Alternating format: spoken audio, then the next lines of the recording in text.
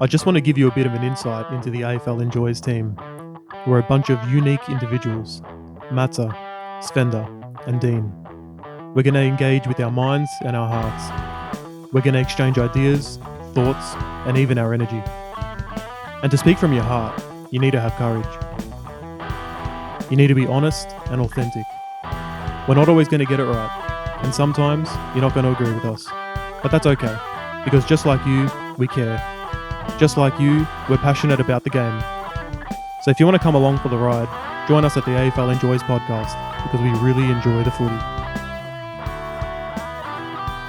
Hello and welcome back to another episode of the AFL Enjoyers podcast. My name is Dean, joined as always by the boys, fellow enjoyers of the AFL, George Sfenda and James Matsa. How's it going, boys? You got through it. You got through it. Well done. Dino got through that intro. Most weeks, Bravo, Dino. Bro, that's the longest sentence ever, man. most weeks it's one take as well. Do you take a breath during that intro? Or Never. No? English No, teachers would hate that. Mate, No yeah. punctuation I go at all. swimming every day of the week to build the lung capacity to say that intro. Wow. There Wow. you go. We've got I'm Adele impressed. over you versus Adele. Who sings for a longer note? Who's Adele, man? Come on. Come on, man. Yeah, who that? You don't know Adele? No, of course not Adele, man. She's Don't insult me so early in the pod, bro. yeah, nah, she's a decent singer. Decent. She's I alright. heard Rolling in the Deep. No, of course I have, man. Come on, man. But anyway, I think we should get on to a little bit of footy talk. And before we do that, though, well, I don't want to be sitting here talking about Adele. This is an Adele Enjoyers. Get out of here. Could be. Before we do actually get onto the footy, we do have a couple shout outs to do. One of them was for me, my work colleague who's moved to a different area, Steve. Shout out to Steve. He's constantly watching the videos. Always, he'll message me about stuff, and it's a shame that he's going to a different work area, because it's nice to have AFL friends of footy, AFL friends at work. That's what I was going to say. AFL friends at work, and you can chat. Talk about Supercoach, talk about AFL. Also was a North Melbourne supporter as well. So yeah, shout out to Steve-O. All the best with the new area. That's it, Stevie. Big friend of the pod. And another shout out, definitely someone who's been commenting most weeks. A bit delayed on shouting out our boy, friend of the pod, Manny, in the comment section. Thank you for your support. Thank you, Manny H. Manny H. Thank you for Appreciate keeping it. the blues optimism high, mate. That's it, man. Shout Honestly, yeah. In a dark time, Manny was a shining light. out. So Yeah, I know. He was, man. And then now they've won a couple games in a row. That's as a result of him, really. yeah. Exactly. Power of positivity. That's it. And so, again, before we get into the actual round review, I've got another little segment, because I love a segment, and I'm going to do a pre-review segment. So I'm going to ask you guys, who are the stat leaders for these clubs? We're going to go with score involvements today. All time or current? Current. So for this season. So for Melbourne. Petrarca. Yes, correct. That's a bit of an easy one, all right? So I'm going to go with, how about Adelaide? Tex. No. Dawson. No. Rankin? No. Keys. No. Rochelle. No. Who sets up their plays? Who? Saligo. No. Saligo. Saligo. Wait, man. I'm running out of Come on, Adelaide man. players here, bro. Yeah. It's not lead. It is lead. Wow. It is Wow. lead, right? All right, there we go. How about GWS? Cogs. Correct. Good on you. I'm surprised you got that one straight away. This shit's easy, bro. Keep it going. I love this there game. you go. All right, now the next one. Leading for... We'll go with Geelong. Brian Myers. No, but good guess. He's like one of the most effective He's the inside 50 assist. kicks. He's the assist leader. I Yeah, think. this is score involvement. It's not like goal assists. Okay. Jezza. No. Oh, Hawkins. Yes, Yeah. correct. Really? It's Okay. Tom Hawkins. All right, how about... We'll go with the Bulldogs. Score involvements. They've got so many players to get the ball. I'm going to go a wild card Libba. No. Caleb Daniel. No. McRae. Nah. Bond. Yes, it's fine. you guys overthink it a bit. Overthink it. We overthink it. Overthink it. Overthought it. Whatever the saying is. Let's go with Port Adelaide. Butters. Yes. Has to be Butters. Yeah, man. it is Butters. All right, next one. We'll go Gold Coast. Noah. No. It's not Rao. No, it's not right. Oh, Lacocious? Correct. Yeah, Correct. yeah. Lucocious. Yep. All right, I'll do two more. I feel smart. I feel smart. Like, this is like really boosting my ego, man. Yeah. We'll do a couple more. Who is the leader for Richmond? Shy Bolton. No. Oh, what? Is it Baker? No. Oh, maybe it's probably Timmy. No. Oh, what? It's not him either. No, it's not Timmy. This dude's probably the highest impact player in the league on his day. Dustin. It's Dustin Martin. Still Still Bro, the he's leader. played like no games. Still the score involvement He's damaging. leader them. at this Yeah. point of Wow. at this point in It's time. kind of cool to see like some of the big names be the high score involvement players. Like they're big names for a reason, right? Absolutely. I'll do one more. Sydney Swans. Goulden. No. The Lizard. No. I like that guess though. Same. Oh, Papley. No. Chad Warner. No. It's a Parker. dude- Yes. Okay. It's Parker. It is Parker. Well done. All right. There you go. That'll be my segment for this week. I think I might do it more often though for I like different that, stats. man. That was a cool one. Yeah. So score involvement, I think, is a pretty important stat, because it shows, who's involved in the, in the effective, chain, the right. effective chains of play. So yeah. Okay. Nice, Well man. done, guys. Love it. Now, we had a full week of footy to get through, so we should get started on that as well. Yeah, Now, true. first game, Lions absolutely thumped the Tigers at the Gabba. Got a bit embarrassing at one point. It did. It did. I mean, it just goes to show how good the Lions are at home when they're on. Like, even a team like Richmond, who's still obviously not performing to a massive standard, but still a decent team, just get absolutely slaughtered. Yeah. I was going to say, this game is what made me rethink, all right, this is the best midfield in the league. Like, seriously, like the 1-2 punch of Neil and Dunkley is crazy, man. And then you're, complemented by the younger guys coming through, like Jared Berry, right, who is, I know, he's a bit of I a wrote random him down one, right? as well. You wrote him down. That's why I'm He's- laughing. Yeah, see, he's playing on a wing at the moment, right? He's had no CBAs the last, 5-6 weeks, but he's still being effective, man. Yeah. And that's a dude who probably gets CBAs at least 10 other clubs Yeah. in the league. I reckon he'd be in there for Essendon. I'll That's- tell you that. yeah. If you need a bit of, a bit 100%, of grunt, So man, shout out to them, man. Shout That's out to why I them. was That's laughing because depth. one of the things I wrote was Lions mid's dominant. Yeah. And then it's bad when Berry's taking the piss. And nothing against Berry, but he was taking the He mickey did out have of that him. one game last year where he went up against Oliver and smacked the shit out of him. Yeah, I remember that. man, he was. slaughtered him. Yeah, he did. He did. And He's- this is Oliver we're talking about. yeah, no, Jared Berry's just a big body, tagger type player. So shout out I to like him. you mentioning the midfield because the main point I had was Hugh McCluggage. Now, He's back, You've baby. been banging this drum for a while now, George. bro, Yeah. I know I sent a lot of messages about Hugh McCluggage and I spelt his name wrong every single time. I still can't work it out. Is it 2 G's? I don't know what's going on. But this guy was insane, man. I really by far the best player on the field in this match. And the interesting thing about him is he's a little bit of a forgotten man. You talk about the Brisbane midfield. You didn't even mention McCluggage, right? Yeah, I know. And the thing is that's bad on my end. Well, the thing is, he hasn't been that good this year. But this game, he was exceptional. He was everywhere. He literally was everywhere. Presenting, kicks the ball. He's in the field of play again. 500 meters gain, over 30 possessions, 80% efficiency.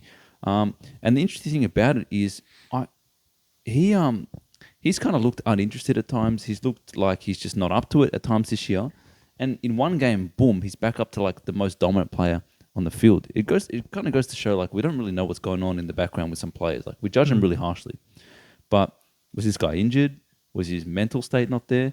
Look at the ability, look at the ceiling this guy has. And I think for Brisbane, if they want to win the flag this year, they need this guy up and running. And if he continues to play like that, well, you know what? They're going to be hard to beat, man. Well, I think, you mentioned it in there as well, but let's be real here. This guy was one of their best mids, and then they've brought in Dunkley and Ashcroft. So something needed to be figured out there, and he was definitely not up to it to start the year. Probably a change in role.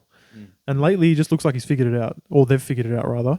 How to utilise him and get the others to play well as well. Correct. And they're firing on all cylinders, man. The Richmond midfield stood no chance. The other thing I'll say is the interesting thing that Dunkley has done this year is he's gone up against some of the big body midfielders and kind of halted their impact. And he went one-on-one with Taranto and he beat Taranto, man. Yep. And Taranto's been insane. Yep. So Dunkley is almost like a stopper just by going to him, but he still gets, because he's so strong in the contest, he still has an impact. So that's another weapon they have. Almost put Dunkley on the opposition's best midfielder, and he'll find a way to still impact and stop them. So, yeah, I think they're primed Lions. if they get a home final, I think that they can go a long way. Yeah, it's almost like adding Dunkley to this midfield is like when you added Kevin Durant to Steph Curry and Clay. You know what I mean? They've just gone, strength to strength, and it's like He's the biggest recruit of the year. Yeah, for sure, man. They didn't pay a lot to get him from memory. It might have been a first round pick and some other stuff, but you need more than first round pick and some other stuff for Dunkley. He first tried to leave, and the Bombers almost got him right, and then they missed out. They weren't willing to pay up. Dodoro, bit of a miss there, mate. You'd be spewing as an Essendon supporter. And then ultimately he's gone to Brisbane, and what a luxury of options they have. Tigers, man, look, it was very disappointing for them. I mean, first quarter, they're down by a couple goals. You're thinking, okay, they're playing at the Gabba, need some time to get into the game. And then they're 1-7 at halftime. It was pretty ugly at that point. Yeah, there's a couple of games this year where that a lot of points were kicked and they just couldn't put scoreboard pressure on. But against the Lions, you got to take all your chances. Absolutely, man. Yeah, Tigers probably thought they were a chance to creep back in the finals, but that really puts a dent in it now. Humbled. Yeah. So for this season, and not really their own fault. Like they've had injuries, and it's a young squad. It's a bit of a retooling type time for them. I don't think they're going to be at the bottom for too long though. I mean, Hopper came back, kicked a couple of goals, and after being injured for a couple of weeks, so hopefully he can get some more consistency as well. Yep. Now, the next game, we had a draw this week, boys. Swans v. the Cats. And I mentioned last week, the Swans all good and fine, having a fun time whacking the Eagles. But this was the week to respond against the team who's embarrassed you in the grand final and earlier in the year. And I must say, the first half, Sydney was awesome, but they just could not put the scoreboard pressure on, man. They had 16 marks inside 50 in the first half. They should have slaughtered them, man. They were lowering the ice to perfection every time inside the 50. The Geelong defence was expecting more rushed kicks in, and they were just hitting target. 16 marks inside 50 in one half is crazy. But you're right; they were all around the 50-meter line. Like they obviously had a plan for Tom Stewart. It's almost like, just kick, don't kick it to Tom Stewart, kick it around. Yeah. But they were always just kind of a little bit out of reach to kick the goal, and they just couldn't find a way to. And then as a result, they're straining themselves and they're kicking points. But even when they had some gettable shots, Tom Hickey with some of the worst misses you'll see. But there's someone I did want to actually say, not good enough. Isaac Heaney. Oh. This guy, at one point, he had 3 set shots on goal within 40 metres. Only one of them scored, and it was a point. The other two were on the full, man. That's what I'm saying, man. Heaney's overrated, bro. That's ridiculous, though. Like, come on, man. Out on the full, at least get it behind, bro. That's right. That's a player down on confidence, man. Because we know Heaney can turn it on and be, one of the best players on the field in any game he plays. But, it's really bad.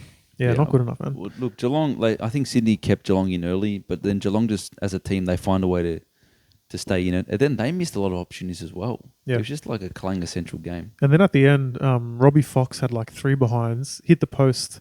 Right in front, man. There was just so many, it was getting comical on, but I was actually watching it laughing, to be honest. I've never quite seen a game like this. And the reaction from Buddy in the box. Yeah. I couldn't believe it. Man, it was crazy. I did want to give some flowers, actually, this week. I mentioned him earlier. Brian Myers. This guy kicking the ball inside 50, I know it got mentioned earlier in the year, his assists were really high. And then people sort of got over it for a while. But I actually watched him pretty closely in this game, and he was exceptional, man. This guy is one of the most skillful kicks inside 50. I think he's the number 1 rated. Someone in the media did a comparison between Graham Myers and Bailey Smith. It's the percentage of their kicks that find the target inside 50. And Myers was quite high, I think 50, 60%. Bailey Smith was 2%.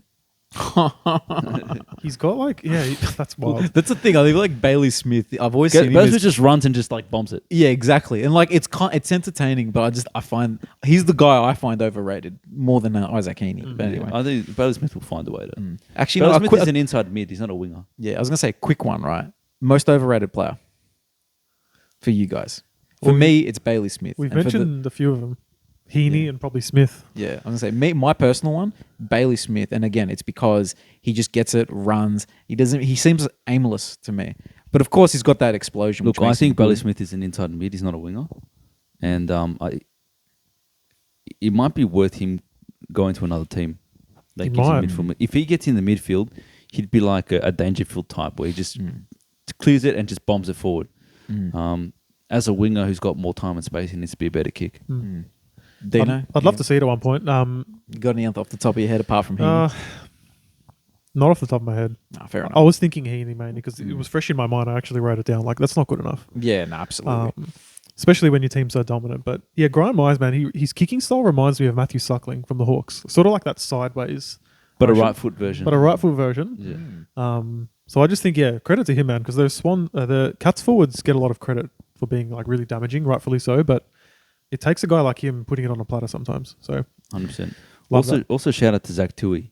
I think he equals the most games by an Irish player. yeah, man. It was after he got interviewed after the game, and he's like, I just love Geelong. I'm so grateful. I don't know what I deserve to become a Geelong player.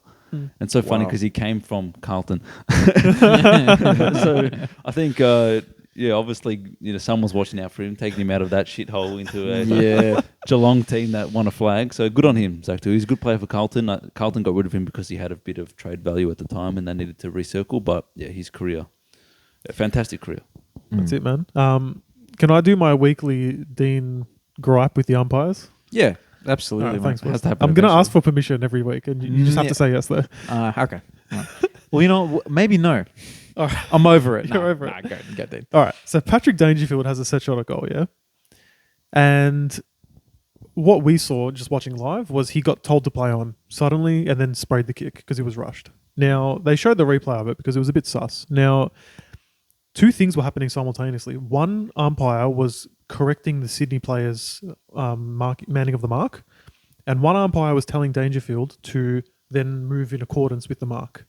So basically, no one's set yet. Yet as soon as the umpire's told Dangerfield, move over a metre, he's right next to him, and then he immediately just says play on. It was the weirdest thing I've ever seen. There was no warning. There was no 5 seconds. There was no move it on.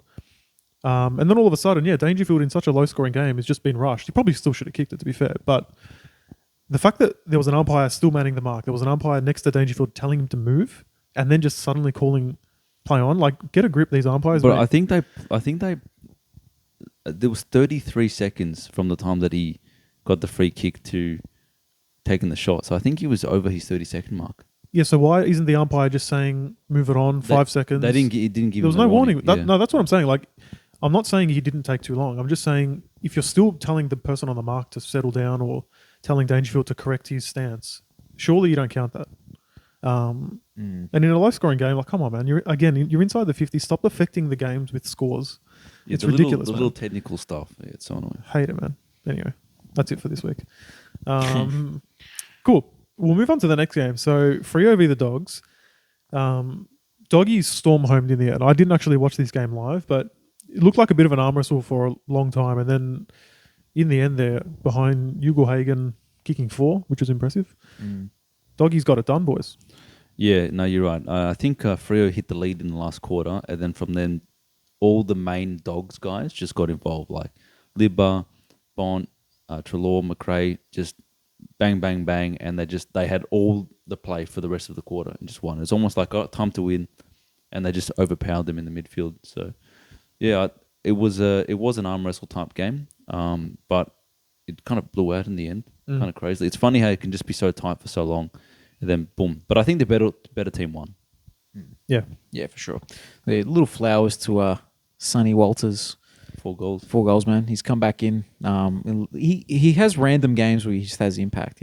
He's in the forward line. He'll pop in with 3 or 4 goals. Still, he's one of the better small forwards. In the game on his day. 100%. Even Giant missed another 4 goals straight. I mean, he's really put himself into the contention for a rising star. Yeah, I was gonna say, Kind of out of nowhere. Yeah, it is, but I feel like it's been happening.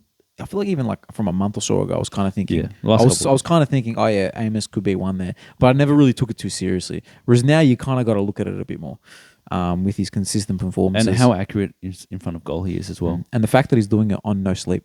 Yeah. So if it's a no sleeping rising star, he's got it right. That's some bragging rights right there. That's it, man. Because we know Harry Sheasel sleeps. Like, he takes care of himself. He takes infrared bath. Infrared baths. We know he sleeps well. You don't take infrared sauna baths and not sleep well. Let's be fair. But who do you guys think is the rising star winner at this point? So who's it between Ashkoff, Sheasel, It's still Sheasel. And Machito. and Michito? Still Sheasel for me. Same for me as well. But Yeah, I think so. yeah. But it's just there was a graphic where I was looking at the stats. It's pretty close, man. Yeah. And I think the way Machida Owens impacts games, if St Kilda keep winning games and he's the focal point, it gets a bit really harsh to not give it to him as well. The winning games bit impact, you can make a much better argument to me, and I would probably agree. Yeah. Is probably true. The winning games bit, there's so many Not for guys. Rice. You can't there's put it so on many- a first-year player to win games. Yeah. True. But certainly, yeah, Mitch, he's a gun. Machida. Yeah. Sheasel could be breaking the disposal record for. Yeah, at a certain point, you of- just need to give him yeah. it just from that, to be fair. Well, the thing is, it's one of those ones where it's going to go down to the wire. Like the consistency required to win the Rising Star in this year is ridiculous. And the thing- Some years you just win it because you're the only one, like McGrath. Yeah, McGrath. There was another one, Lewis Taylor, back in the day. He won a Rising Star. He won it because See, Georgie doesn't even remember the guy. No, Like, I remember him. I remember him because his socks were all the way up to here. Yeah, that's true. He was like 160 centimeters. He's All small- socks. Also, he's only.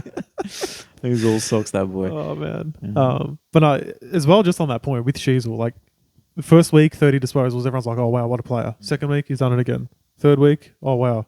And then it just became like, you get okay, used to it. Like, yeah, that's Yeah. right. You can't just desensitize yourself to how good he is. people have. But I think, when you look back at the season, you look at his games, you're like, he's probably only played one bad game all year. Yeah, I think we probably should segue over to the game, unless you guys Yeah, sorry. have anything to. Well, actually, Since we're we're talking about North now, right? So Yeah, that's what I'm saying. Yeah, segue over to that game. We had a good half. Yeah. And that's about it. And then Geelong. Adelaide just went nuts, man. They did their thing. And at Adelaide Oval as well. We shouldn't have really expected much more. And let's not forget us. the bye is undefeated, right? So North's coming off the bye. True. That's facts, man. You know, The well, f- Carlton beat the Carlton Hoodoo. beat the Hoodoo, man. Look, Yeah. up until then, it was the Hoodoo still on. So true. look, just joking. But yeah, I was very proud of North in the first half. I thought Yeah, if we they were looked good. a bit more lethal, we could have been up. We made some really dumb mistakes. Don't know if you guys saw that clip of the guys on First Crack getting into Aiden Core and Luke McDonald, but I must say the vision is damning. What was it? I was yelling at it live, especially Aiden Core. So there was one goal where it's a counter attack from a stoppage in our 50, and the ball's someone scored a goal from 50 meters out, and Aiden Core, you just see him. He's sort of jockeying the guy running at him, but there's no one behind him. So like he's got no reason to protect the 50 because no one's in the 50, bro. Someone's running at the goals from 60, 50, and then he's kicked it, and you're not approaching him. You're not closing down the space. It is absolutely criminal. This guy, man, I don't know how he's getting a game. Who's there to replace him? Anyone. It doesn't even need to be a tall... No. Just a body. Honestly, just a body. He's not locking it down anyone. You don't need to replace him with another tall back. Just put in any other defender. Put in Jackson Archer. I don't care who it is. That's unacceptable, man. You're protecting the 50. You're protecting your goals, and you're just backing away from someone running into 50. I recommend you look at the footage. It's a joke. Yeah. It almost feels as though North are playing guys based on the fact that they've got that bigger contract, because we had to recruit him from GWS, right? He just hasn't been it, right?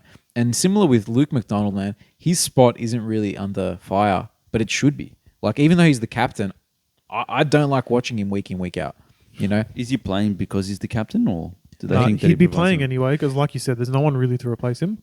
I can't remember if I said this on air or not. I don't think it was, but I've said this before to Matsa earlier in the year. I reckon Luke McDonald is one of the worst, and this is coming out of a place of love. I think he's one of the worst captains in terms of just skill ever. I'm not saying anything about his leadership off the field, on the field. I just think in terms of a skillful player that impacts winning, he's probably one of the worst captains of all time. Yeah. Wow. Hey, fair call, man. But you Fair can't, I call. can't think of any current captain that's... Well, when Yeah. you look at him play as well, man, he's short, but he's not quick. He's decently strong, but he will get bullied by another small guy that's stronger than him. You know, he's not leaping at the ball and taking intercept marks like a Cal Wilkie might. He's a bit smaller. Yeah. He just has no standout skill. We thought it was his kicking, but he's not kicking the ball cleanly out of 50. He's bombing it to nobody. Yeah, he's a smack. He's just chucking it on the left boot. I think the thing with him, he and Zeeble, I don't think can coexist in a back line because they're both really similar in terms of they're not overly strong, quick, fast. It's just that they're kind of relying on, you know, some footy smarts and, you know, smacking it on the left boot or the right boot in Zeeble's case. Yeah, I don't know. I It is what it is. do want to mention, though, again, we've said it for a while now, North's had a few more honourable losses lately. This probably wasn't one of them because of how bad the second half was, but we did still put on 72 points on the board. And that's one thing I've really seen progress in this year. People like Kane Corns, I'm just going to mention him briefly, shitting on us for losing to Adelaide when every team essentially has done that this year, bar Collingwood. Anyway. Yeah, I mean, I think we were waiting for the damn wall to open. Yeah. And then it did it. Then once they're up by 30 points, it's over. Yeah. It just gets worse. And the point being, people like him might want to say that North, it's the same shit as last year. We haven't improved. Look at our total points scored. We've probably already eclipsed last year. But also the way that you're playing and then the youth Correct. involved as well. So moving from scoring 40, 50 points a game to 70, 80, which we have done for the last month or so, that's definitely positive stuff. Yeah, for sure. So anyway. The other thing I just wanted to mention, just a nice little stat line. Riley O'Brien, a bit of like an underrated ruckman, 52 hitouts and 2 goals won. He dominated Goldie. And you That's know what? crazy, man. This is probably the time where I want to see Tristan Cherry come in for Goldie. If you needed to do it at any point, here's your excuse, guys. Like, you can tell Goldie, hey man, you didn't play well. You can actually finally, you've got a reason to drop him, basically. Well, he got subbed out. Well, there you go. That says enough. He got subbed out. Try Cherry and CCJ. See how they go together. I reckon, it's the time because Cherry just killed Williamstown in the VFL. So here's his chance. Agreed, boys. Okay, so the next game, Pies v Suns. This was a weird one, man. All right. Here we go. Elephant in the room here. You guys I forgot about on this. the tip. You guys, I was saying you guys are crazy Where's then, the elephant, and you're bro? just the elephant. I'm the elephant right now, mate. shit. Seriously, that I can't understand why you guys thought in any way that Gold Coast would beat like Collingwood. Come on, man. This Matty is fair. Rowell, baby. This is fair, to be honest. Look, can I justify my reaction? Yeah, go. It was late last week. Georgie just goes, the Suns, baby. And I just wanted to jump on board the positive train. So it's your fault. Look, it's my fault, but I wanted to believe in the Suns, man, and they've disappointed us big time. Two shocking weeks in a row they've been slaughtered after some really good football. And can I just say, But two how things. disappointing, man. I just want to say two things as well. I was under the impression this was a Gold Coast home game. Did you see the crowd? There was What's with way that? more Collingwood Do you know fans. that the largest 3 Gold Coast crowds have all been against Collingwood? Mate, people in Collingwood are holidaying in the Gold Coast during the winter, mate. They're I'm telling already you what. celebrating their flag victory, mate. So technically, if it was a Suns home game, maybe they were a chance. I think they were surprised and by the it also hostility. wasn't humid. It wasn't Yeah. humid. No, bro. it wasn't. I think all the Collingwood supporters brought their dehumidifiers Yeah. into the stadium. They're diffusing lavender into the stadium. That's it, man. And the Gold Coast person like, what's going on here? Where's the humidity? Yeah, the ball's not slipping. Yeah. Look, that was more just like a vibe pick and just willing Gold Coast to finally perform, but miles off it, man. I'll tell you what, though, as well. It must have really got the Collingwood boys G'd up for the game to come out and see how much support they had with them. Like, jokes aside. And Great fan base. when they saw that we tipped Gold Coast, they would have been like, poof. Freaking, It's like when- I'm ready to go. Have you seen? It's like when in that Arsenal documentary, I don't know if you guys saw it, where Troy Deeney tweeted something against Arsenal when they beat Arsenal at one point, and then the next time they played, the Arsenal coach puts up the tweet. It's like that, but for the Enjoyers. Like Craig McRae's just put up the clip Sorry, of the Enjoyers boys. tipping Sorry, the boys. Suns, so it's all our fault. Yeah, it was the Bo McCreary stuff last week as well. Yeah, true. It was a perfect storm for Collingwood to just destroy. Did you guys see that Dacos and Rao were like schoolmates? Yes. Whoa. I mean, Rao... Something about that is cool. Dacos, what a freak, man. Back on top of the coaches' votes. But Rao had a pretty handy game as well. So, but yeah, Dacos the real standout. And what do they do with DeGoey when he comes back? Because I wouldn't be taking Dacos off the ball. I reckon you play him in the VFL and Nah, look, you can probably. Why can't you fit them both? Just the midfield time that he's had over the last 2 weeks, he's just slaughtered. Man. Because Crisp has been getting midfield time, yeah. Not as much this year. Yeah, but during the last few weeks without DeGoey, I'm pretty sure I've seen him a lot more in the midfield. He just loses a bit of time. DeGoey goes back in there. Maybe DeGoey, you put him a bit more in the forward line, maybe to be a bit more damaging. I wouldn't be taking Dacos out of there though. No. Yeah, I agree. He's proven himself. He can be And if they full-time. don't, he'll win the Brownlow. Yeah. because that's more impact possessions as well. It's a good shout, man. I Yeah. did just want to say as well some flowers for one of the highest IQ goals I've ever seen in my life, which was Jamie Elliott. Yeah, that was good. Wow. Yeah. That, What a clever goal. I haven't seen anything like it, to be honest. It was like the who's the Richmond player that plays for Saints now? Higgins. Higgins. Yeah, we sort of put the goal around That was over the line though, and he threw it. No. Yeah. You're not one of those guys. Nah, that goal was mad as well. This one for me was, it's up there with that. They're both pretty equal. Here's the thing, though. Is it better than Ashcroft's Daniel Wells goal? No. No. Well, there you go. Nah, thank you. Like I in was terms of- thinking about it, and I'm like, Well, that's interesting because I think we'll get to Port Adelaide at some point, but everyone's saying Dan Houston's goal of the year. it's not. It's moment of the year, maybe, but not Yeah. goal of the year. It's not. You can't. That is not better than Ashcroft's goal. Was Jack Nunes' goal of the year? It wasn't, and I think that, but that's what I'm saying. There's a Says precedent. it all. There's a precedent. Yeah, there Yeah, you there's go. a precedent. If that one where he goes to the cameraman, Yeah. there was so much beauty Well, in Jack that goal. Nunes had the Titanic playing in the background, and they still didn't get. you see, nah, The Titanic playing in the background. That's the name of the song, right? The The Titanic. Titanic song. Yeah. that's him, man. Sing it, Matsa. Yeah. Oh, jeez. But yeah, definitely not goal of the year, but No. what a great goal it was. Cool. So actually, speaking of that next game, so Dons v the Power, and honestly, I was watching a movie at the time. Shout out Shawshank Redemption. Great, fantastic film. Or name and shame. Matsa has not seen Shawshank Right. Redemption. Everyone abused Matsa in the comments. Bro, how's that possible? What are you doing watching footy, bro? You should be watching this. Anyway, great film. But then You guys had to go back at me from the. It was because of that Gold Coast stuff. Like you had to attack me as well. Fair enough, man. Give Fair some enough. love back to you. We tipped Gold Coast, but at least we've seen Shawshank. Yeah, bro. Fair Uncultured enough. swine, man. You know, I cop it a lot at work because my boss would be like, "You haven't seen that? Everyone says haven't that seen about that? yeah. You haven't seen that?" No, but this You know, one's honestly, everything. yeah. Come on. Ah, But fair anyway, enough, man. I was watching that instead. Good call. But I happened to miss one of the games of the year, apparently. What a finish, though. Danny Houston. Matza, you correctly said in the chat, you've got a rocket, mate. Yeah. You know what it was? It happened as he marked it, right? I'm like, "Go back, mate. You've got a rocket on you," right? You know, which is a really random And he thing. was like, Yeah, and he's like, "Oh yeah, I'll do it. Good idea, Matza." And then Georgie after the game said, "Man, what a rocket." You know what I mean? So, and this is we weren't in the same area at this time, so it was just separately. We both had the word rocket in our head. So you're saying, use it, you've got a rocket. Georgie's saying, man, what a rocket. And I'm saying, man, Shawshank's a great movie. all of us are correct. all correct, and it's even more so like what's the word? There's a little Houston pun rocket. You know that's Yeah. you know Yeah. that got a pun problem, no that problem. pun that we're all sick of fits with the rocket call as well. So But like ridiculous kick though. And for Port to find a way to win that and go 12 in a row, like this was the one for them to lose.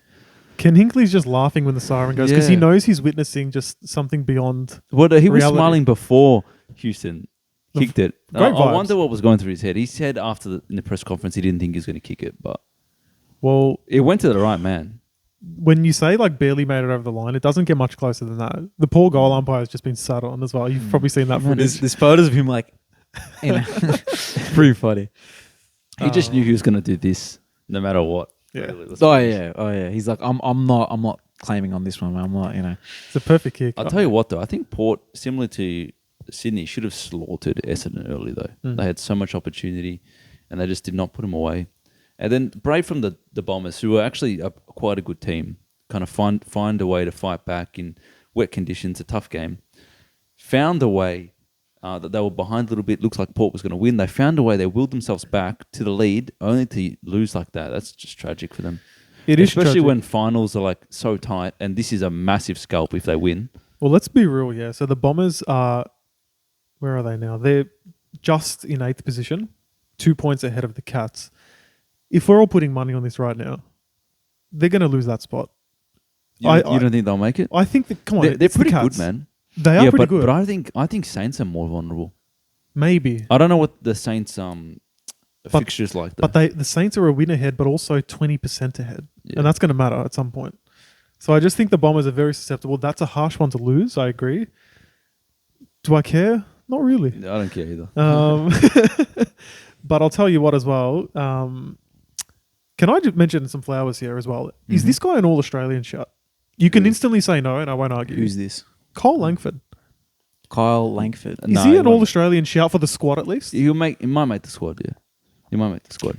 He steps up, man. Fair enough, man. Look, he's had a great year, and he's kind of he was a high draft pick midfielder that was injured and never really found a home, and then he's come back and they've put him in the forward line where they need him, and he's performing. He performed, mate, very consistently. So I just wanted to mention the good work he's doing, but yeah, tough luck, Essendon. Sorry, mate. Maybe next time. Also, Parish the Butcher, mate, 0-4. 0-4, mate. It adds up, man. Yeah, and he's not even like a Italian butcher, or you know what I mean. Like he's just a boring butcher. You know what I mean? Like Boring butcher. if he was like, because I was okay when Taranto was a butcher because you call him the Italian butcher, but now Parish, what is he Italian? No. What is he? Aussie butcher. Doesn't have the same ring to it, you know. Not the same ring. 100% Aussie beef, mate. Hey, you know Sponsored that by that Matsa. actually makes it kind of cool. There you go, 100% Aussie beef. The butcher, Parish.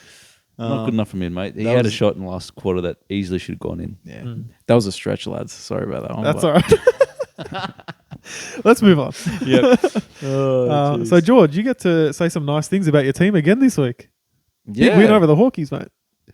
Mate, shout out to our friend John Lev, friend of the pod, for going to that game. What was going through his head, though? I don't know. He's an Why did he think that was going to be a spectacle for him to see? Yeah. I'm insulted, actually. Yeah, nah, he was our informant on that day, and What was the analytics? Charlie Curno's big. Yeah, he said Charlie Curno was big. I'm gonna go into the chat and have a little. It was read. it was quite a good win though from the Blues. See, I'll tell you. Two big performances in a row. Well, I think that's what John might have mentioned, actually, is he said that Meek 203 centimeters, 109 kilos. He's fat. That was what he said. I'm not going to say the word that goes after fat, but well, he was also unimpressed by Carlton ultimately saying that Hawthorn's the better squad. I tend to agree, like long term, honestly. This Hawks team's going places, in my opinion. Yeah, they are. Carlton, for me, look, I mean, we won by 70 points. I don't know what negatives there is with the Blues. yeah. I still think, though, Well, why are we criticising the Carlton here? I'm just going to firmly say, though, We won by 70 points. it was though. actually 60. nah, we got to bring the negativity. It was actually 60 points, Always George. have to. Bruh. What I will say about Carlton, honestly, like, grain of... We subbed off Charlie Curnow in the fourth quarter, man. You guys bring 60 points into this. I'm saying good win, but I will say this. The This last... is the greatest victory ever. typical Carlton fans, man. They win a couple. No, I'll tell you They'll what. probably sing in the song outside the station as well again. Oh, surely not, Bro, man. you got to sing it. You don't get a lot Surely of not. opportunities to sing this song. I would just say this. It is though. a great song. Honestly. Give you that. Let's let him say what he's going to say. I was just going to say, a grain of salt is a overstatement of what I give Carlton's last 2 weeks. No, but this is what I was going to say, right? I knew Carlton was not going to lose this game. 100%. I would have bet my house on it. And I'll tell you why. It is not written in Carlton's storyline to lose this game. It's written in Carlton's storyline to lose next week when they're actually challenged. Because that's what Carlton does. They lose, then they win a couple of games and they get confidence again. And then first challenge, they get smacked. So Carlton's going to get slaughtered next week. You heard it here first. You might need some money positivity, mate. No, that's just the way it is, man. That's why they couldn't have lost this week because it's just not the way it works. So we'll see against the big test next week. But look, good to see the Blues find a bit of mojo. Crippsy's kind of got a bit more swagger. Walsh has got a bit more swagger. David Cunningham's come back and played a couple of games and an obvious point of difference. Jack Martin's come back from injury and made a bit of a difference as well. So the team looks a little bit different. Not sure why Paddy Dow just can't get a gig. Man got omitted for Ed Curnow again. Yeah. Why, bro? Man, Ed Curnow had like 10 possessions. man, even George Hewitt is the sub. Why? You know what I mean? Like, how many inside mids do you guys have? Because you guys are going to get rid of him, and then all of a sudden it's going to be like, oh, But we're why lacking Ed inside Curnow? mids. What did Ed Curnow do? As in to get in. Yeah. I don't know, man. He's Charlie's brother. I don't know. Like, is They're that a package deal? Do you That's think it. Paddy Dow, if he was to go to say, let's just pick Essendon, because they always seem to be on the hunt for another midfielder. Yeah. If he does go there, what do you think he can actually be in the AFL? Will Setterfield times 2. No, he won't. Look, Better than Will Setterfield, do you reckon? it's hard to say because I haven't seen him play for 2 years. How can I even judge that, man? Like, they won't give him a shot. But the guy is Dangerfield in the VFL. He got like 40 possessions, kicked like like 10 clearances, 3 goals last week, this week. Like he just slaughters them, and they just won't give him a shout. It's kind of crazy. Not for wild, Ed man. Kerner, bro. What did he do to the coaches, mate? That's right. Is he just not a likable guy? But I would prefer them almost come out in some way and just say, well, we're not going to play him. They must just pigeonhole him as this is his one role that he can play, and it's not. There's no spot to do it. Like probably inside mid only, no other role. So sorry, mate. Unless Cripper goes down injured, you're not in. Yeah, well, I think that's what it is. And even if Cripper goes down, Hewitt will go in and play that role. So a lot has to happen for Dow to kind of play. And especially because Chera's in really good form. Cripps and Walsh are playing a bit better now. So He'll probably end up at Gold Coast or something and hopefully prove himself. Maybe even like a team like West Coast can trade for him. That might be a decent punt to take. Yeah, I'm trying to think because most teams have a pretty stacked, inside midfield brigade. Like even Gold Coast, they already have Anderson, Rowell, and Took Miller. How many guys can you fit Probably in? West Coast might be his best chance. I think he's going to go West Coast. I think Zach Fisher's going to West Coast as well. Maybe they can go together. Nice. There you go for a 3rd round pick, I reckon. That's the most you're going to get. Why not, man? For both. Now, boys, the next game, Melbourne lost to the Giants. And I just want to tell you guys something here, yeah? The Giants had 30 less inside 50s and lost every stat other than tackles and rebound 50s. Mate. How the insane. hell did Melbourne botch this one? Look, the conditions were probably as bad as you've ever seen. Like, if you're an AFL footballer and you're playing in that, you probably consider quitting. You know when you wake up Monday morning and you're like, oh, no, not again, not work. I honestly think if I was out there, I would have quit my AFL career. Well, they have been criticised, Melbourne, for selling a home game to play here, and they've stood by their decision. But I'll tell you what, I bet you they regret it now. Where do they play? Alice Springs. But it wasn't hot. It was like just the ugliest. When the ball, it was probably like a brick. Yeah. Just shocking, man. Yet somehow, our boy Callie kicks it 65 metres. Mate, this guy's a gun. And you know what? The thing I was going to pick, I only had one thing. Josh Kelly crying after kicking the goal. Worst conditions ever. Tough win, right? But the thing is Josh Kelly, after the siren rang, he was like crouched down like this for probably like 30 seconds, like crying. His boys are coming up and consoling him. This guy cares, man. This team cares. I've always kind of felt sorry for GWS because they play in the worst stadium in the AFL. They have no supporters, right? And they've been a talented list for a long time. They just can't seem to get it. But they've won 4 of their last 5. They've beaten Geelong in Geelong, Melbourne in the worst conditions ever, even if Melbourne maybe should have won it. There was another good Freo as well. Somehow lost to West Coast. So there's up and downs in this team, but they're capable, man. And at the start of the year, they kind of got a little bit robbed against Carlton with that umpire dissent decision as well. A little bit. Well, Carlton still won by more than a goal, so we'll say. But you know what I'm saying? Like, they're around the mark, this team. And with so much competition, I'd love to see the Giants find a way to make it, man. Yeah, I agree, man. We've been saying all year we don't know what quite to think of them, but I think the more the season goes on, we're figuring out that this team is a good team.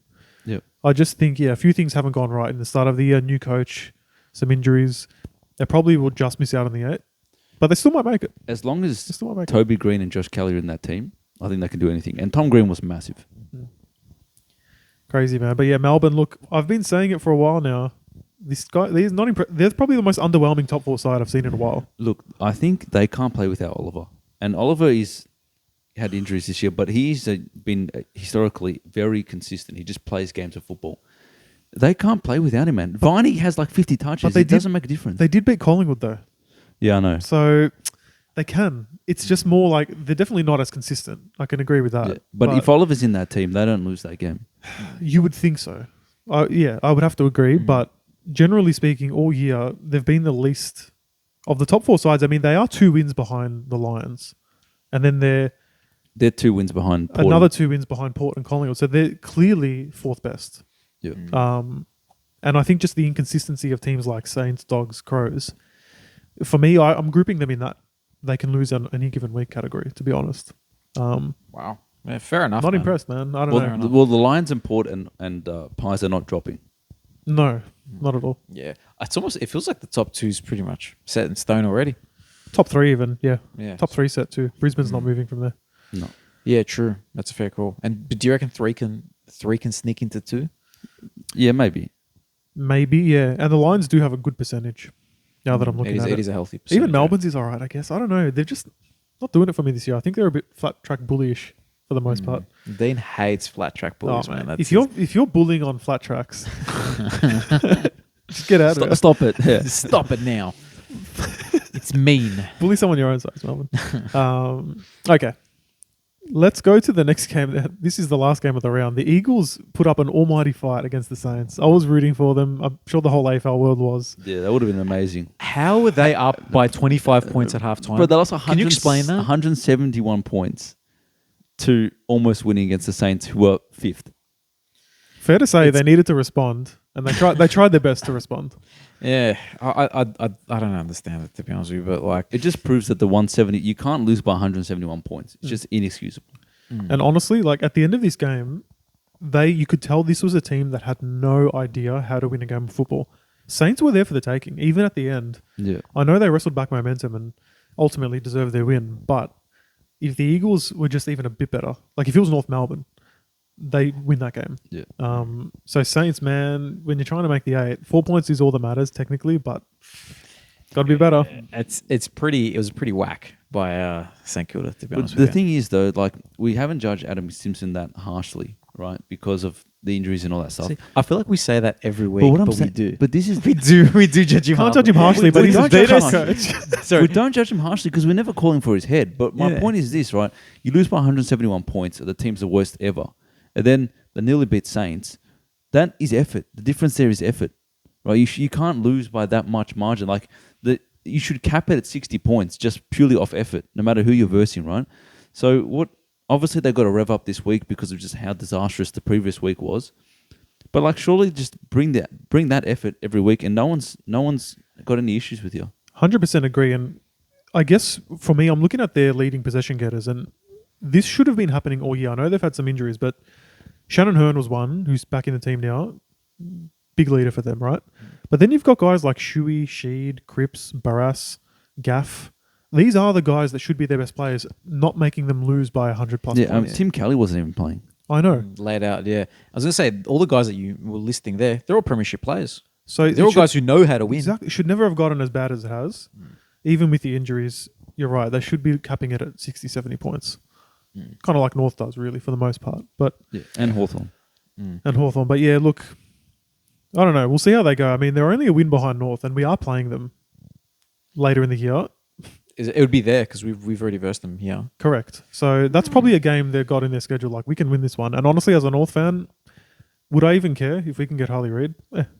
True. Well, it's an interesting one. Well, their percentage is so bad, they'll probably try and win. Yeah. They would have to. They're not, because think about it. All right, fine. They put up a fight for once. They're going to get slaughtered next week, whoever I'm they just get. joking. I want to beat them, for sure. I don't want to lose to them. Yeah, no, it would be embarrassing. I'd rather not have Harley Reid. Cool, boys. All right, so we are done with the week there. Finally back to a full week. It was an interesting one. A lot of close games, but also a lot of whacking. So I think we're getting to that silly part of the season where the best teams start putting the foot down. Well, it's hard to know what the best teams are, isn't it? Yeah, but this time of the year, I've noticed there's always a lot more big results, like just whackings. Some teams just call it in already. Yeah, I was going to say, I'm going to give you boys two options before we go into the tips, though, this week. Do it. Who would you take, or do you want more stat leaders? I can just pick another stat. We'll do who would you take? We'll do who would you take, yeah. All right. Give me a moment to sit slightly straighter. So let me get my thing ready. Did I send it to myself? Maybe I didn't send it to myself. All right, fine. The stats. Actually, you know what? No, you know what? No, you know what? I can find it. Don't worry, man. One sec. All right. So, who would you take? Tom Stewart versus Darcy Moore. Oh. Bruh, I'm stumped. Darcy Moore. Tom Stewart. Fair enough. Tom Stewart, because he can be 30 Supercoach at halftime and then end up on 147 somehow. I'll go Stewart as well. I still think teams game plan for Stewart. They did. Sydney did, yeah. I don't know if they game plan for Moore yet. Yep. But he's getting to that point where you kind of have to. Fair enough. All right. Luke Jackson versus Rowan Marshall. Ooh. I don't like either of them, by the way. All right. Neither. All right. Has anyone ever done that? Hey, no, fair enough, man. Fair enough. I'll go Luke Jackson. I'll go Jackson. I was gonna say, I'm glad you guys picked that because I would have thought the same thing. I think if Luke Jackson had the role that Rowan Marshall had, because he's a ruckman. He's a ruckman. He's a main ruckman. He's not a forward as well. As good as he is a ruckman. All right, nice pick, boys. All right, how about a fit Patrick Dangerfield versus Dusty? Dusty. Danger. Talk it out. Wait, current or just in general? Current. Oh, current. Oh, that changes things a bit. Yep. So fit Dangerfield or I still think Dusty actually. Well, I think Dusty as well. Even though like Dangerfield's been pretty good this year, so we're assuming that he's pretty fit. Yeah, I think Dusty. yeah, fair enough. I don't know. Danger's first they're 8 at the rounds. they're at the end of their career. I think Dusty playing more of a forward role. If he's fit, just get it down to him and he'll find a way to make it happen. Yeah. Fair enough. All right. How about Zach Butters versus Zach Merritt? Oh, George is struggling, man. Butters. I'll go Merritt. Talk it out, lads. Well, look, they both had massive games this week. Merritt's kicking skills are just exceptional, but Butters has just become this beast this year that it's kind of hard to comprehend how he's been this good. Yeah. And Port have won 12 games in a row, and he's their leader. He's their man. You know what? Yeah. He hasn't. It's not like a flash in the pan. This guy has been unbelievable for 12 weeks. The straight. 12 games in a row matters. It's got to be Butters actually. Bro, Wow, and he's there doing you some go. crazy shit. Yeah. He's doing some crazy shit. Talked him into it, man. You did. No, that's a Now, good and effort. Merritt is a superstar. Yeah. But All right. Butters, mate. Butters is only 23. Yeah, something like 23, 24. 22. Yeah, I don't know. All right. How about Horn Francis versus George Wardlaw? And this is more of a how do you see it happening? Like, who would you? Oh, I think Jason Horne-Francis is going to be an unbelievable footballer. He's only second year, so 1 year ahead. I think he's going to be better. But we haven't... I don't know. I just think he's going to be better. But Wardlaw is going to be very good as well, so I don't know. I'm trying to not be biased because I did watch Horn Francis all of last year very closely. Wardlaw's better. There we go. Wardlaw's the better player. Francis can go missing. I know Wardlaw's still young and he hasn't had a great game every game he's played. But does he doesn't have the burst of yeah, he does. he does? He might even be faster. Yep. Really? Yep. Far out. We'll see. He's better. Huge North Melbourne bias, but I'm glad you stuck. I'm glad you stuck by it. I have forgiven Jason. I was actually rooting for Port to be the I reckon Bombers. this kid's going to be ridiculous. Hey, look, I'm rooting for him because I'm happy now that North's got Sheasel and Wardlaw. I've already mentioned that on the pod. But Wardlaw is better. 100%. All right. How about Charlie Cameron versus Isaac Rankin? Rankin. Oh, Because he's younger. He's got his whole career ahead of him. fair enough. Mate, Charlie Cameron's goal scoring scores like it speaks for itself. Yeah, like currently Cameron. But if I'm thinking future, I think, who would I rather watch? Rankin. Who's the better player right now? Cameron. yeah. But he's really bought in on the defensive end as well. And his unselfishness now, like we know he can do incredible things kicking at goal. He's got another 10 years of being a superstar at Adelaide. But he's taking some lessons off Tex as well, like lowering the eyes, making the unselfish play as well. So I think, and this guy might go down as one of the best small forwards of all time if he keeps going. And So will Cameron. Yes. Yeah. Since you've mentioned that, I'm gonna add a third name to the ring. Prime Eddie Betts. Prime Eddie Betts. Yeah. Prime Eddie. Eddie Betts, in my mind, is the best small forward. Well, he's the best small forward I've ever seen. He's the best small forward ever. I reckon. There's definitely... When he retired, everyone was like, he's the best small forward we've seen. I have seen many Hawthorn games live. Cyril Rioli. No way, He's man. the best small forward. There's no way Cyril is as good as Eddie Betts, man. I disagree. I'd rather have Cyril myself. Are you serious? Cyril was such an impact And this is player. nothing at all against Eddie. Nothing at all. Nah, I think you guys are wrong, man. And not even the Carlton. This is not even the Carlton thing because Betts played his best footy at Adelaide. Cyril, yes. Cyril was the type of player that was super damaging, but he's like all the commentators would just like kiss his ass nonstop. Rightfully so, though. No, not when you get like, nah. No. No, I don't think so. I they went to played many, in the same era, and Betts is better. My family is More Hawthorn. goals as My well. family's Hawthorn members. I lived all those Hawthorn dynasty years. He's probably the most exciting player I've ever seen in my whole life. But how can he be more exciting than Betts, bro? Betts has won He- like goal of the year like I every can't year. explain it, bro. He just is like I didn't see Betts anywhere near as much live, obviously. I'm telling you from my experience, I've never seen a player like Cyril. We'll compare highlights, man. Cyril would win. No way he'd win. I didn't expect the Cyril thing to come into this, but yeah, that's fucking Betts is crazy. I love Eddie Betts, but I'm just telling you, I saw so much more of Cyril, and I can't imagine how anyone would be more electrifying than this guy. Oh, buckle up, buddy. Buckle up, Hey, mate. I love Eddie. It's nothing against Eddie, man. No, that's fine. I just think you're wrong. All right, well done, boys. I didn't expect that. How to many go that way. premierships? How many premierships did Eddie win? Get stuff with premierships, mate. The whole Hawthorn team was perfection. Adelaide was in the. No, you just said Eddie's best years were at Adelaide, and he still couldn't win one. Well, he couldn't win one, no. But there's 22 other players. It's nothing against Eddie. Oh, come on. I'm not saying against Eddie. This guy's I was being cheeky. I was being cheeky. All right, let's get into the tips real quick. I do agree with you, Cyril. I'll take Cyril over Eddie. Yeah, I don't know, boys. Hey, I man. don't know. Agree that It's late. we love It's them late. both. It's ladies, yeah. We do love them both. Yeah, Friends of the pod. absolutely. Yeah. Eddie Betts is better. So, quick round of tipping coming up. Thursday night. Thursdays are back.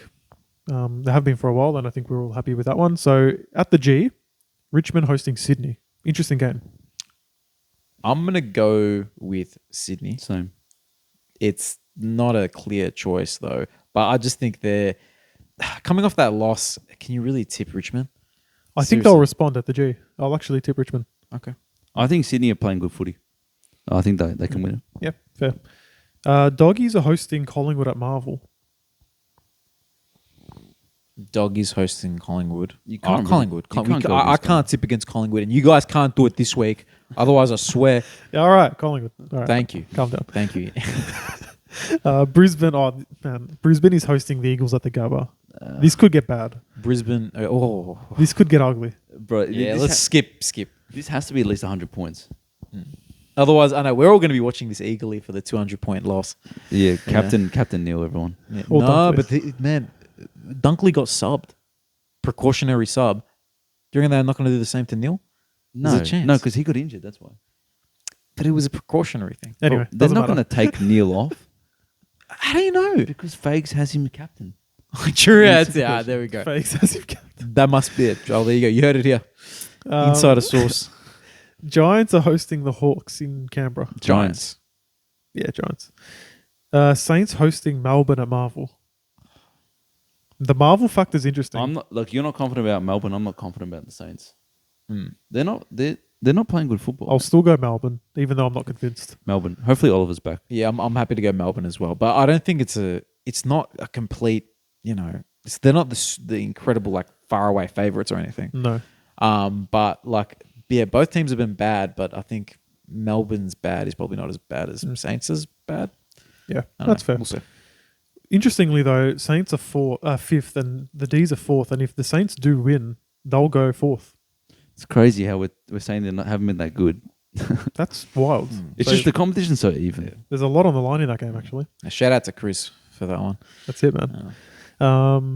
Port Adelaide hosting the Suns at Adelaide Oval. They're going to win 13 in a row, boys. It's crazy, man. There you go. We have to tip them. Is that 13 or 14? When did they verse Collingwood? I think this is 14, mate. No, this will be 13. I think it's 13. Really? All right, fair enough. Cats are hosting North at GMHB. Why? Look, it's going to be... I'm not going to mess Look, around with this one. at I'm happy to go Geelong. A good first half. Yeah. Look, at a certain point, you're playing roulette. You say black every time. At a certain point, it's black, boys. I'm going North. Let's go. I'm not going to... Sorry, bro. Nah, it's Geelong. I do miss early on in the season where we would always find a reason to tip North. We won 2 in a row. I know, but that was hilarious at the time that we were doing that. But I do miss that. Not gonna lie. But It's I gotta be can't- Geelong, I can't do it anymore. Yeah.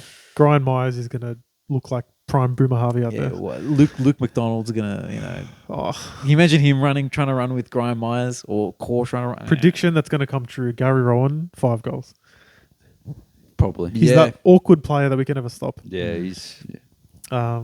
Okay. Essendon hosting the Crows at Marvel. So another chance for Essendon to host an Adelaide team. That's probably game of the round, potentially. I'm going with Adelaide, but great game. I'm going Essendon. It is at Marvel, which is making me think the Bombers... I think the Bombers are hungry, man. They'd be so pissed off that loss last week. I don't know if they can stop the Crows forward line, though. But they're not at home, the Crows, and they haven't won much at home. Away from home. I think the Bombers are starting to turn in form. And Merritt's doing that thing where he, the bye's done, so it's time for him to turn into a monster. True. I'm going to go Adelaide still. Fair enough. I like him better. Cool. And the Dockers are hosting Carlton at Optus Stadium. Are we Big game. Are we the last game? Somehow Dockers, you are, yeah. Yeah, wow. You get the crappy 4:40 slot on Sunday. So in Perth, did you say? Yeah. At Optus. I'm going to go Freo. Yeah, same. Wow. Freo, they've still got their top 8 chances. If Carlton wins this, I'll G up, but I don't think it's going to happen. That's when the Sunnies are coming on. Yeah, Sunnies will come on if Carlton win. It's been a while since the Sunnies have made an appearance. Because that will mean Carlton's back. Yeah, I agree. A win in Fremantle. Come on, man. And 3 wins in a row. I disagree. Not back. They suddenly can actually think they might come 8th. But that's not... Look, yeah, but they'll be like 2 points out of the 8 if they win this. It'll mean that we can actually admit that Carlton can play good football. Yeah. It's not because they're not going to make the 8. They've just lost too many games. It's not happening. And there's good teams on the fringes of the 8 that aren't just going to just fall. They're not going to just fall away. I don't think Carlton's going to make the 8. But if they beat Freo, they'll be like 2 points out. You know what I mean? It's not like they're miles away. But then you got to keep winning. But here's the thing, George. We've got West Coast again. You've got... Yeah, lucky you. You want to know who else you've got? You've got Port, West Coast, Collingwood, Saints, Melbourne, Suns. Saints, Melbourne, Suns is winnable. Winnable. If you want to play 8, if you want to make the 8, you've got to win hard games. Yeah, but look at the... They're not... Saints... At best, you're winning 2 out of the 3 there. And even then, you still might make it. You see what I'm saying? Yeah, you might win. It's just not happening, bro. If you beat Freo, I'll let you dream. That's what I'm saying. If we beat Freo, I'll G up. I haven't even tipped them. I'll let you dream, but I still think regardless, you're not making the 8. Yeah, I agree.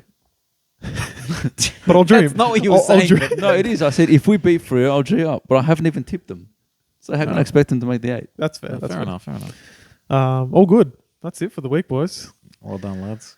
Thank you for your time again. Thank you. Thanks for coming over. Thanks everyone for watching, most importantly, and listening. Really appreciate it. If you haven't already, like and sub. We're still thinking of what we're going to do when we hit our next sub milestone. So I know we haven't really got to that, but if you've got suggestions, let us know. Yeah, let us know. Jump onto the TikTok if you're into TikTok, man. If you waste your time freaking scrolling through videos all day on TikTok, if you want brain numbing stuff and us twerking on TikTok, come have a look. I know, man. TikTok is for Theo Von and AFL Enjoyers, mate. Yeah, and Joe Rogan and those cars in the videos. For some reason, there's what's with. I want to add those to ours. Do you know what I'm talking about? The cars. There's someone talking. Less of an idea of what you're talking about. There's someone talking, and then half of the screen is split, and there's just a car like jumping like on shapes in the air. I don't know because the thing is, I've tried to search it up on YouTube and I can't find. How can I want to add that to our TikToks. It's so funny, man, because it's like Morgan Freeman like doing something motivational. You have to keep fighting. And there's just a car just like, it doesn't make any sense. Do I have to play these games myself and add it and like record it? And the thing that's so annoying is that they don't play it well either. No, the car's banging around. I'm sure some of the people listening and watching know what you're talking about. I've got no idea. Let's leave it at that. Ben is an old-fashioned man. Good on him. I miss TikTok. I miss the boat. I'm too old. Yeah, fair enough. Yeah. All right. All right, everyone. Thanks a lot. We'll catch you on the next one. Bye.